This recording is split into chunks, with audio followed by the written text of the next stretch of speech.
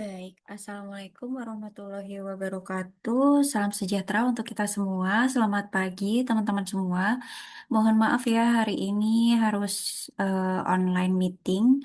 Jadi, setelah kita kemarin membahas mengenai frekuensi dan juga persentase dari sebuah data atau data pertimbangan etis konselor, maka data itu teman-teman perlu jadikan sebagai grafik seperti itu.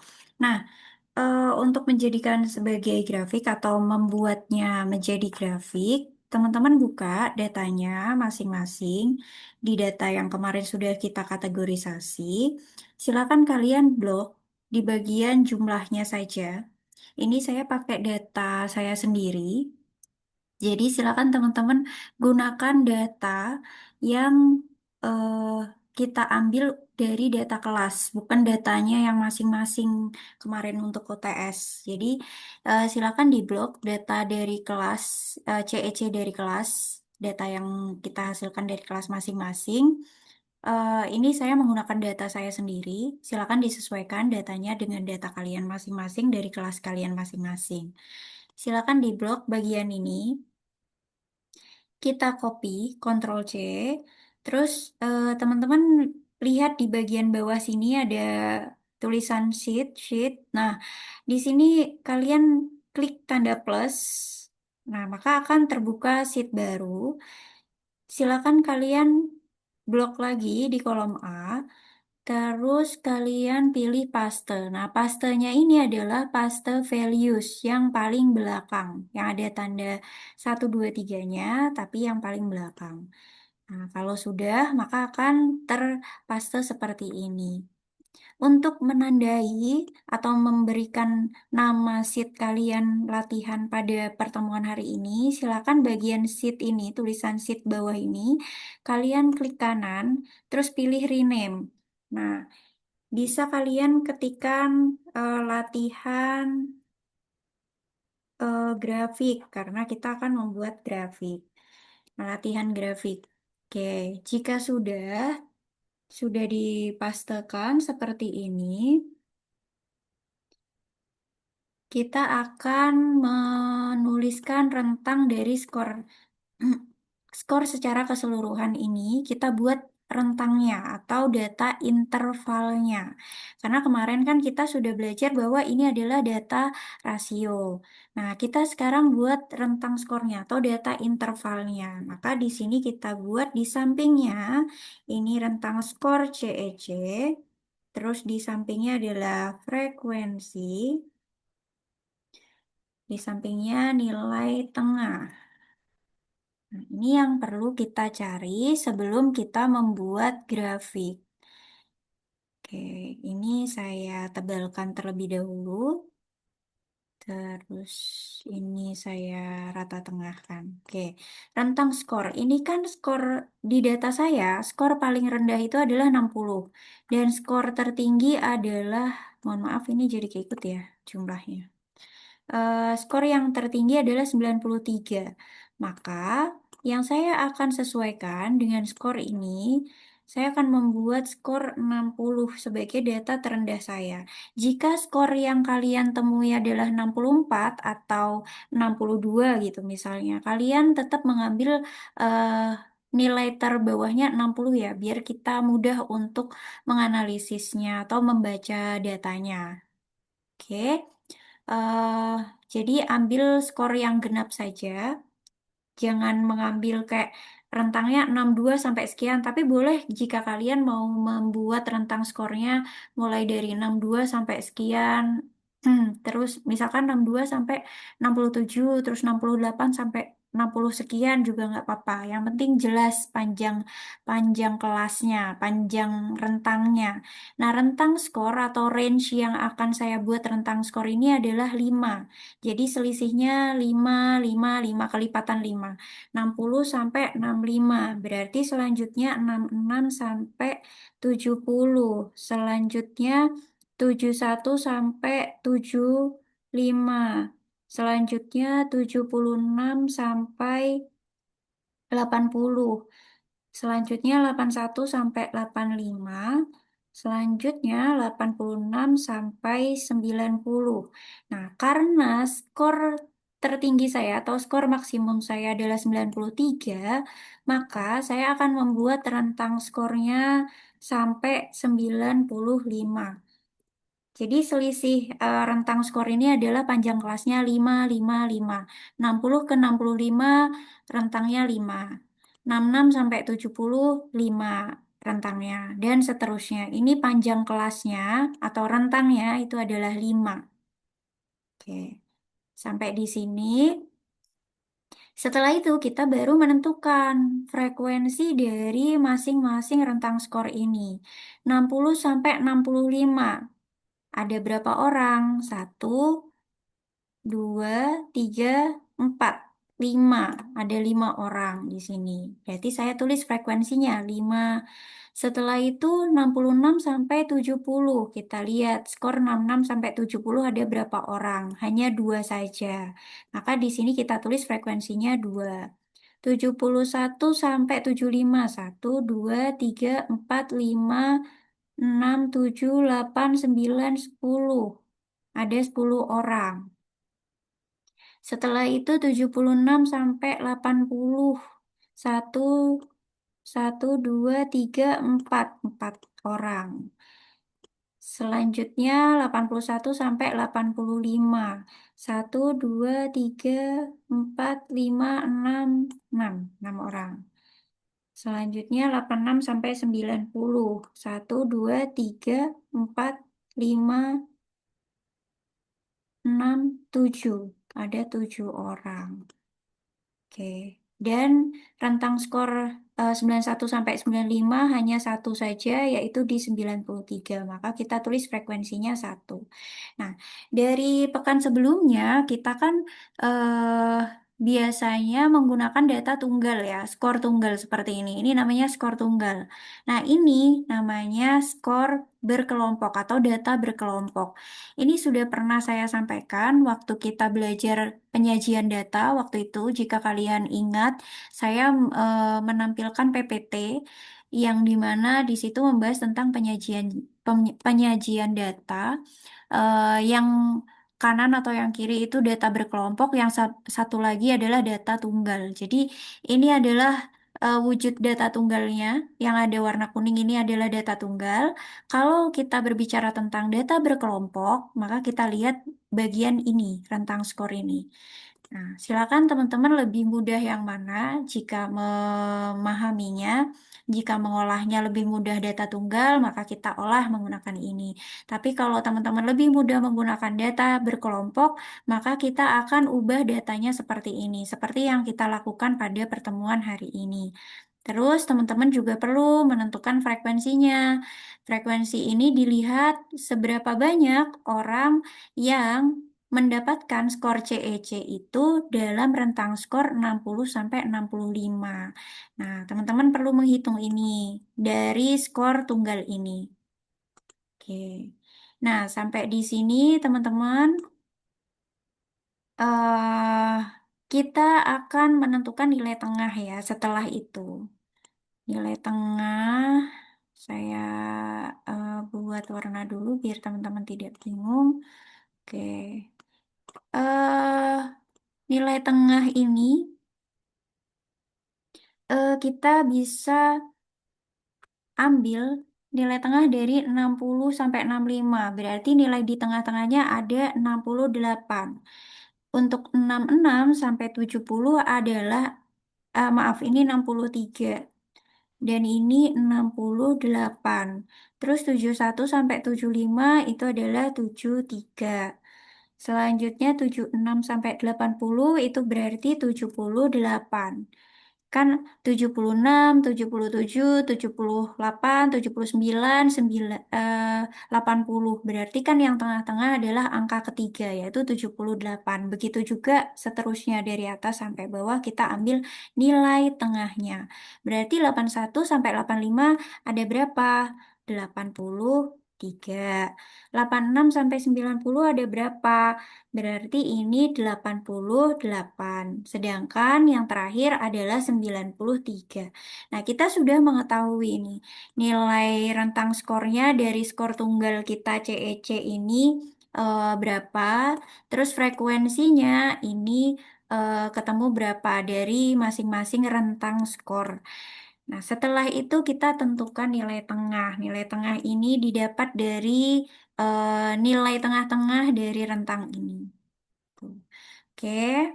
Nah, ini adalah data yang akan kita pakai untuk membuat grafik.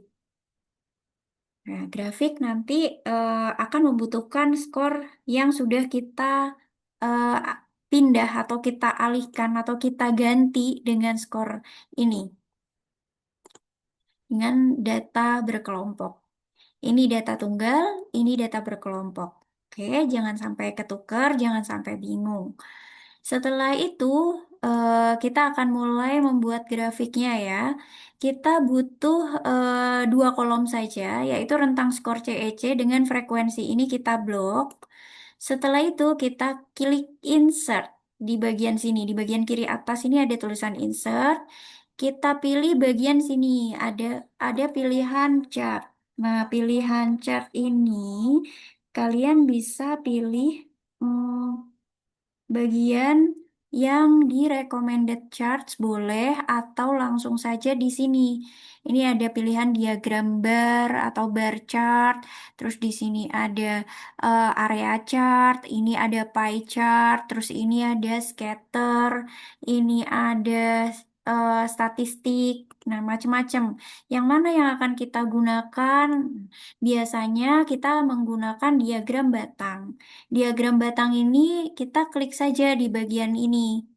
Kita klik di bagian 2D column bisa atau 3D kalian juga bisa. Silakan pilih diagram mana yang akan kalian sajikan nanti dalam pelaporan, laporan individu kalian.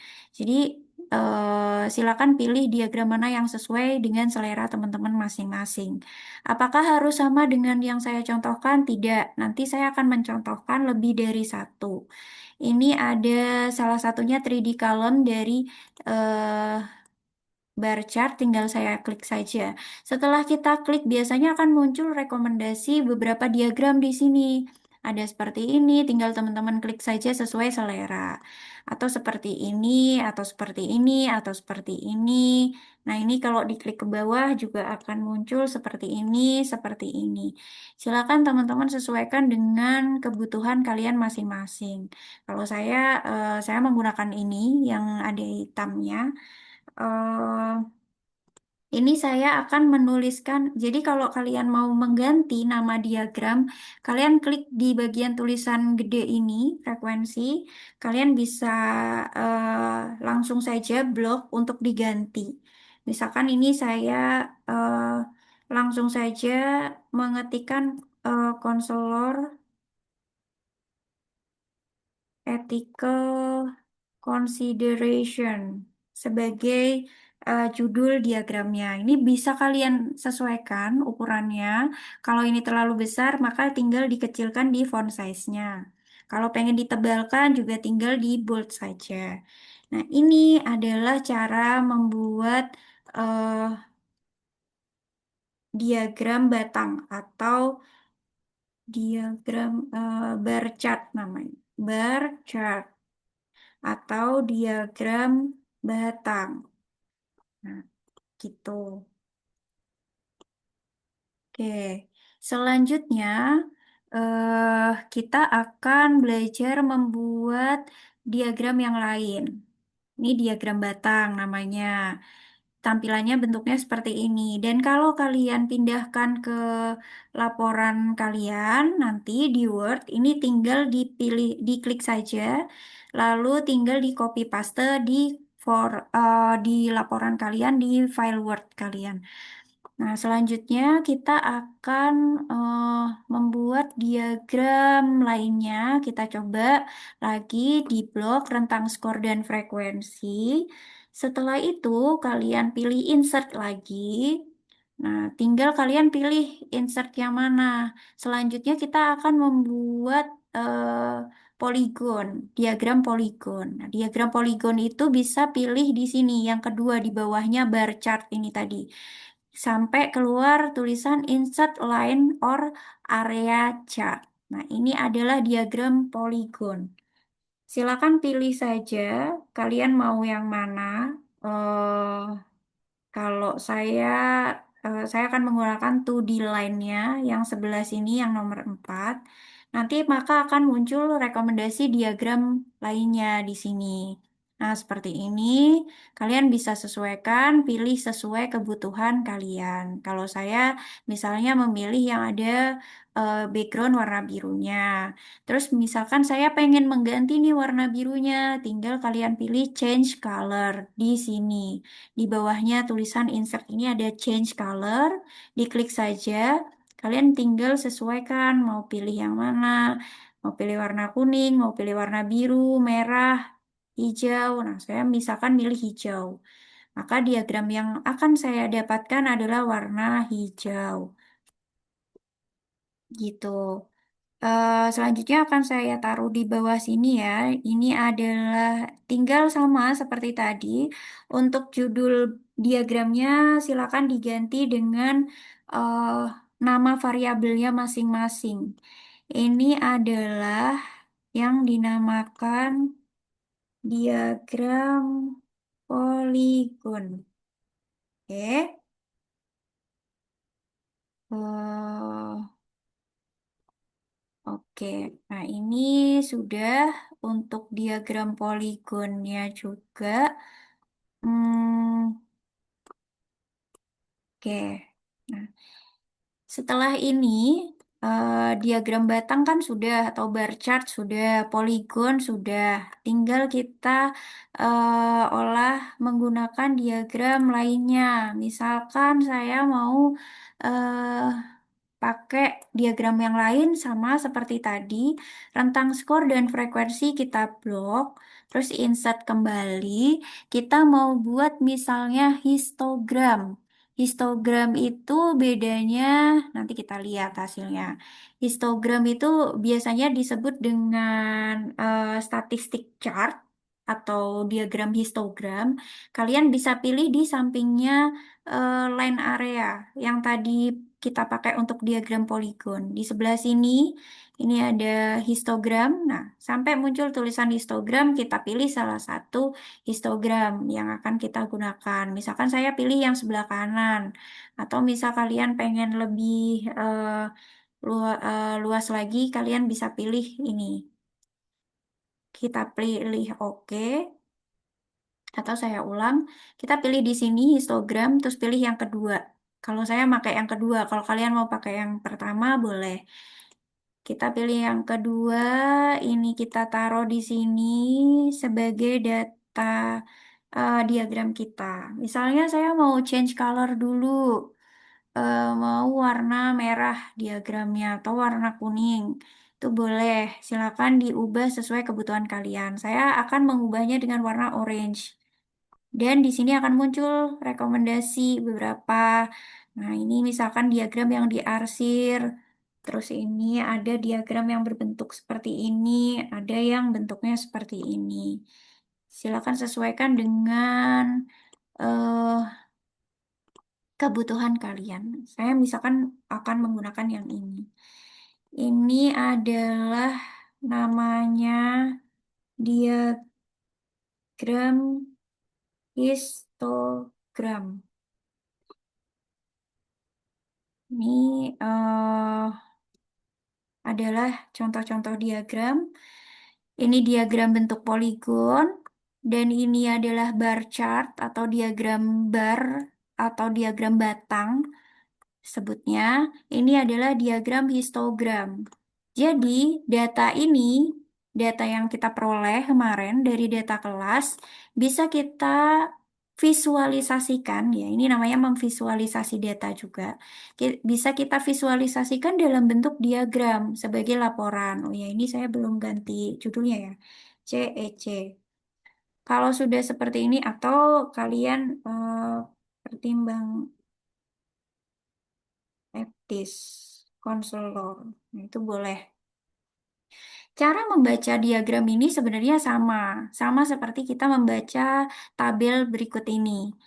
Ini misalkan dari diagram batang ya, atau bar chart, itu mahasiswa yang memiliki rentang skor 60 sampai 65 ada 5 orang, 66 sampai 70 ada 2 orang, dan 71 sampai 75 10 orang, dan seterusnya sampai 91 sampai 95 rentang skor 91 sampai 95 ada 1 orang. Di mana dalam skor konselor ethical consideration ini didominasi mahasiswa yang mendapatkan skor 71 sampai 75 dengan frekuensi 10 orang. Begitu cara menjelaskannya. Sama dengan diagram poligon.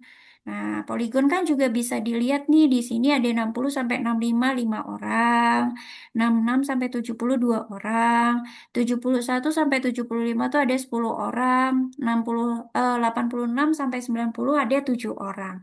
Jadi di sini teman-teman sudah bisa membaca bahwa di sini lebih banyak atau didominasi mahasiswa yang memiliki pertimbangan etis konselor dengan range skor itu 71 atau interval skor 71 sampai 75 sebanyak 10 orang. Sama histogram juga cara membacanya seperti itu. Kalau histogram bedanya dia akan mengurutkan otomatis dari skor yang paling mendominasi frekuensinya sampai ke terkecil frekuensinya. Nah, bedanya histogram di situ. Bedanya histogram dengan diagram batang saya rasa sudah bisa kalian ini ya, bisa kalian bandingkan kalau saya pindah agak ke sini.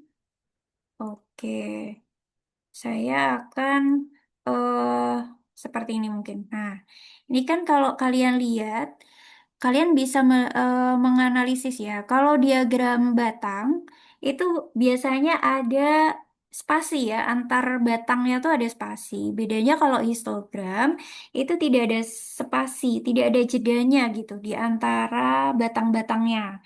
Itu histogram. Nah, dan histogram itu biasanya otomatis akan mengurutkan frekuensi yang dari terbesar dari yang kecil atau yang paling kecil atau yang paling sedikit. Sedangkan kalau di diagram batang ini kan dia tidak mengurutkan secara otomatis. Di diagram poligon juga dia tidak mengurutkan secara otomatis. Itu perbedaannya. Nah, teman-teman bisa juga kalian coba juga diagram-diagram yang lainnya. Bisa kalian pilih rentang skor dan frekuensi, insert. Di sini ada pilihan tree map, di sini ada pilihan waterfall, di sini ada scatter. Kalau scatter kita beda perlakuan ya karena butuh nilai frekuensi nilai tengah kumulatif juga yang belum saya bisa bahas di dalam rekaman ini. Jadi nanti kita pelajari mungkin kapan-kapan atau di pertemuan selanjutnya atau di pie chart ini juga bisa kalian eh, coba untuk menganalisisnya. Misalkan saya mau pakai pie chart nih. Pie chart saya pilih ke ini, terus saya pilih tampilan ini atau tampilan ini atau tampilan ini. Nah, kita bisa melihat hasil pie chartnya ya. Atau bisa ini juga, atau bisa ini. Pie chart ini akan menunjukkan persentase. Nah, bedanya itu kalau kita tadi berbicara tentang frekuensi di diagram batang, diagram poligon, sama diagram histogram. Kalau kita berbicara pie chart, dia akan otomatis mengolah frekuensi itu menjadi persentase. Jadi teman-teman tidak perlu menghitung seperti yang kita lakukan minggu lalu untuk mencari persentase, tapi di sini sudah otomatis dia akan menganalisis persentasenya. Tinggal kita ganti nama variabelnya saja. Oke, seperti itu teman-teman untuk materi hari ini. Silakan teman-teman nanti praktekkan. pada data kelas mengenai pertimbangan etis konselor atau konselor ethical consideration dari kelas kita, dari kelas masing-masing, yang nantinya teman-teman bisa analisis dalam bentuk diagram seperti ini, diagram-diagram seperti ini. Nah, nanti untuk laporan individunya, saya akan membuatkan formatnya terlebih dahulu agar teman-teman bisa langsung menempelkan diagram-diagram yang hari ini sudah teman-teman olah atau teman-teman analisis. Jadi seperti itu. Dan jika ada pertanyaan, silakan dicatat terlebih dahulu untuk disampaikan di pertemuan selanjutnya. Jadi, kenapa teman-teman itu perlu belajar tentang ini? Karena teman-teman juga perlu untuk belajar memvisualisasikan data dari statistik deskriptif. Karena kita sudah tahu ya, statistik deskriptif itu kan untuk mendeskripsikan data. Kemarin kalian sudah menganalisis data, sekarang kalian sudah minggu lalu juga sudah menginterpretasi data, sekarang kalian memvisualisasikan data. Visualisasinya dalam bentuk diagram. Yang kita olah hari ini adalah diagram batang, diagram histogram, diagram poligon, dan pie chart atau diagram pie. Jadi teman-teman silakan disesuaikan dengan kebutuhan, kalian lebih suka dengan tampilan yang mana. Nanti itu yang akan kalian cantumkan pada laporan individu kalian mengenai data yang sudah kalian dapatkan. Seperti itu. Dari data kelas ya, bukan data yang kemarin untuk UTS. Itu belum saya instruksikan untuk dilanjutkan lagi untuk analisisnya. Kita masih latihan untuk membuat ini. Oke, terima kasih teman-teman. Wabillahi taufik walhidayah. Wassalamualaikum warahmatullahi wabarakatuh.